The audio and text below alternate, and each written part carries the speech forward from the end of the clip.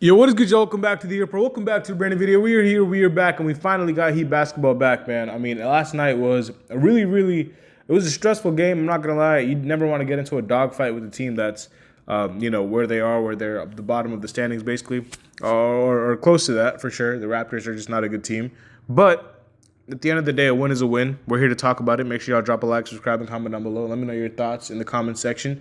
Yeah, let's get right into it. So, listen, man.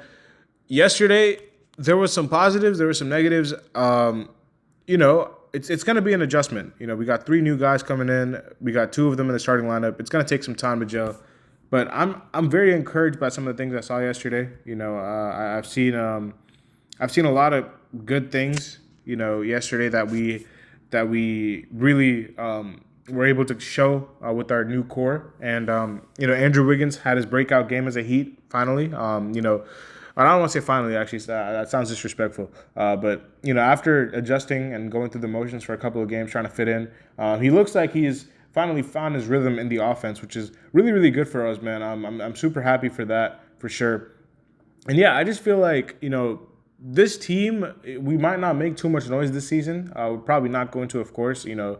Getting in a dogfight with the Raptors is not good if you want to be a good playoff not contender, but playoff team. Like if you want to be a tough out, you can't be getting into dogfights with these kind of teams. But they're going to be a fun team to watch going forward. And the reason is, finally, we have a direction. We all know that. I just want to highlight a couple of things that really have stood out to me since we've gotten the new guys. Davion Mitchell looks to be a really, really good add to this team. I mean, I kind of figured after trading for him, I thought that was a really good trade. I probably thought that really made the deadline amazing. Andrew Wiggins, we kind of all saw the writing on the wall with the Jimmy trade, but Davion Mitchell, I don't think anybody expected us to go grab him from the Raptors. And listen, he had a good game last night. I just want to see his offense getting to develop a little bit more, but defensively, you know what you're going to get from him. He's an absolute pest defensively. I mean, he is an amazing, amazing defender, all-world defender, all defensive type of defender to me. You just want to see him get his shot improved. You want to see him work on his jump shot, make sure he's more of an offensive threat. And I think you can have a good, at least, at the worst, a backup point guard for you for years to come. I mean, you have that, I think, solidified in Davion Mitchell, if not a starter. I mean, he's starting right now, but obviously, things could change if we get a better point guard, but he looks like a guy who will stick in the rotation. Let me just say that. I mean, he looks like a really, really good addition. I'm super happy that we were able to go grab him from the Raptors. And yeah, he looks really good, man. The Wiggins minutes have been up and down since he's come here, but last night you saw kind of what he can bring to this team. I mean, we kind of went to him a little bit in the fourth quarter and in overtime. Kind of like he was another 22 wearing this uniform. But not going to make that comparison, but that was just funny to see. But he was really, really good down the stretch. I feel like with Wiggins, you kind of have to take what you get from him. He's not going to be your number one option every night, but on nights like these where you kind of need some people to take the pressure off of Tyler Hero, you need guys like Wiggins to kind of step up. Bam, he had a good first half, but the third and fourth quarters weren't really good for him offensively. In the overtime, he did have a good offensive, overtime. He had 6 points in overtime. But, yeah, you want to see guys like Andrew Wiggins step up, and that's what we need him to do. Him and Tyler Hero have to kind of work off each other offensively. We saw the two-man action between Hero and Bam, and they were kind of draping all over Hero and Bam both. So Wiggins, rightfully so, as the caliber of player he is, he kind of stepped up and made a lot of good reads. And his game is very simple. He doesn't. The reason I love his game so much is because he doesn't try to do anything out of the ordinary. He doesn't take a lot of tough shots. I mean, he'll take a couple of contested mid ranges sometimes, but I feel like he's very fluid as a player. I feel like you can kind of plug him into any offense. It'll kind of find his rhythm. You can shoot the three, you can shoot the mid range, you can finish inside, you can drive to the rim, you can put the ball on the floor a little bit. Like defensively, you know what you're gonna get from him. He's just a very good integral piece that you can stick on any team and it'll work. Like I have no doubts that he will find his success in Miami. He's not a player that I don't want to throw shade at anybody, but like Terry Rozier, we saw what the drop off was when he came to Miami as opposed to when he was in Charlotte because he needed the ball more and all that stuff. Like we saw that with the Wiggins. it's different because Wiggins can play with the ball. He can play without the ball. He's a very high IQ player. He's smart. He's unselfish. He's a winner. He's a champion. He's a hard worker. And he's uber talented, as we all know. He's very athletic as well. He has a long wingspan. He has a lot of intangibles to be a good player. You know what I'm saying?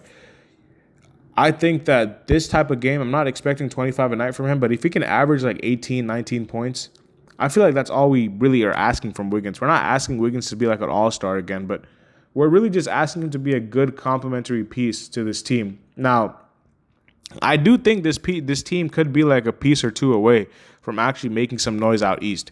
And let me just say out east because the East is not great right now. Apart from Boston and Cleveland, you don't really have that many great teams. I mean, the New York Knicks are okay. But, yeah, apart from those three, the Bucks are up and down. The Sixers suck. The Pacers are inconsistent. The Hawks inconsistent.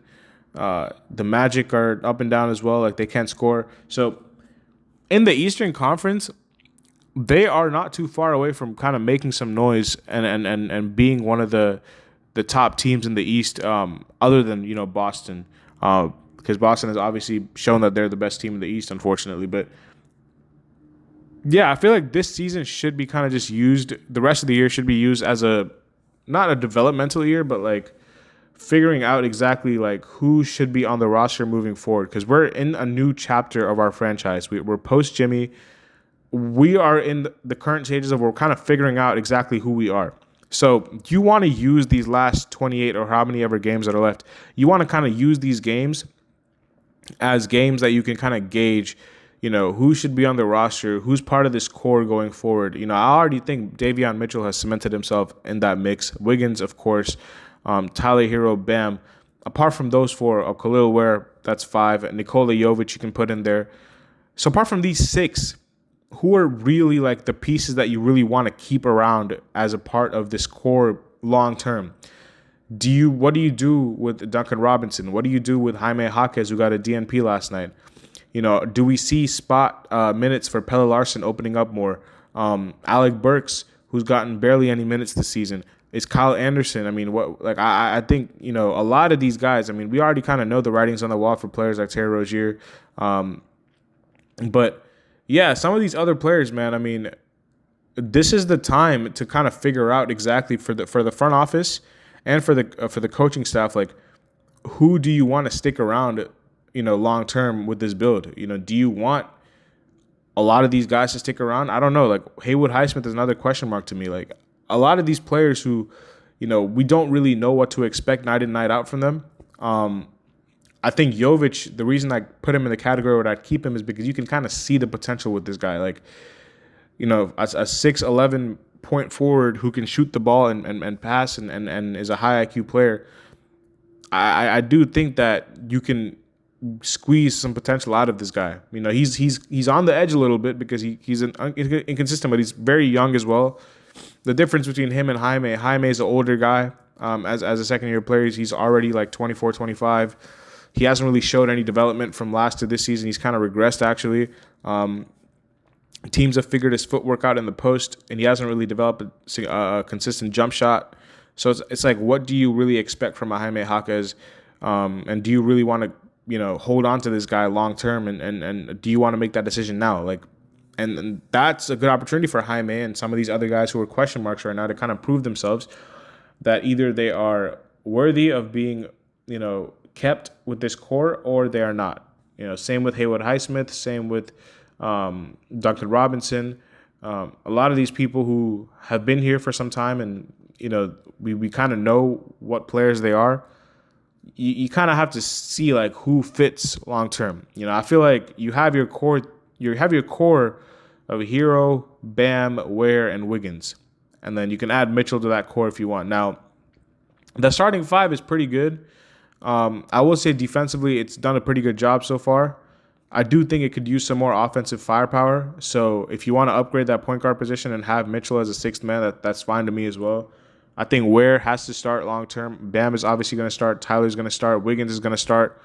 So the really, I guess, upgrade you can kind of make is that other guard position, whether it's a shooting guard and you play Tyler at the one or a point guard. But ideally, you want that guard to be a good defender, you want that guard to be a good shooter, and you want that guard to be a good passer. He doesn't have to be elite at anything. He can kind of be like a good, solid defender, passer, and shooter that can kind of take the pressure off of Tyler Hero, but also, make up for the lack of defense that Tyler has at times. But which he is improving on. Got to give him credit. Tyler is improving on that end. So that is what I'm kind of intrigued to see. Usually I hate when teams are mediocre, and I hated when the Heat were mediocre post LeBron, even though they were fun to watch a little bit. But I just hated that. And then we got Jimmy, and we had championship expectations, and it kind of gave me a reason to be like, okay, this is the direction of this team right now. I don't know what the direction is because they're trying to make the playoffs. Should they try to make the playoffs is another question. Some people think that it's better to tank, and I understand why. Like, you get 2 lottery picks this season. You can, kind of do something in a draft class that is so stacked. A 2025 draft class is extremely, extremely deep, and extremely, top heavy as well. Like it's very stacked from top to bottom is what I mean. Like it's extremely, extremely good, and you can get 2 prospects in the lottery. Like, I don't know, like a Jeremiah Fears who can be there for you, and you can also get like another player, like a Liam McNeely or anybody. Like, honestly, I don't have to keep throwing names out. Noah Essengate, Colin Murray Boyles. Like, there's so many guys in this draft class. It's like that could fit the Heat's needs. You know what I'm saying? So having 2 draft picks this season is an absolute win. But the only reason that people could be against it is because number one, they want to see this team win, and the Heat have never really been like an organization that's been like, oh, we're going to tank. That's never really been in their DNA. We've seen that from them, like even in years that we thought they should have tanked, like they just never did, just because like they just didn't believe in tanking, which is fine. Like I don't hate that, but I do think they should acknowledge the benefits of bottoming out at some point. But number 2, I think this is the more important reason to not do that is because if you miss the playoffs this season, but you keep your pick this season, but you forfeit next season's pick. So you're losing a pick in 2026. So it's like, do you want to lose a pick in 2026 and potentially have no picks in 2026? Or do you want to have a pick in 2025 from Golden State, which is top 10 protected, which is going to convey probably like 10s to 20s. You're going to see that pick convey. And lose your pick, but you keep a pick that you can have in 2026. So it's essentially, do you want 2 in 2025 or do you want 1 in 25 and 1 in 26? And kind of that's like the dilemma here. Now, it doesn't matter what side you're on. I will say 2025's class is a lot better than 2026. So having 2 picks then could be really useful. But if you want 1 pick in 2026, that's fine too. So listen, that's probably the only like argument I can see against tanking. But apart from that, like, I don't really have any argument against people are saying, oh, they should blow this up or not blow this up. They should just, sit their guys and just play the young guys and just see where it goes because they're not going to make noise in the playoffs anyway. So that is understandable, but the Heat have never just been built like that. They've always been built on trying to compete. Even if they don't have a chance, they just want to compete and they want to at least be a tough out. You know what I'm saying? Like they want to, because they think that it's a good lesson for these players to experience playoff type atmospheres and winning atmospheres. They don't want to be a franchise that is okay with losing. You know what I'm saying? So, yeah, that is another thing to discuss about. You guys can fire up in the comment section below as to what you guys think about where the Heat should go this season. Like, should they tank? Should they try to win? Like, y'all let me know.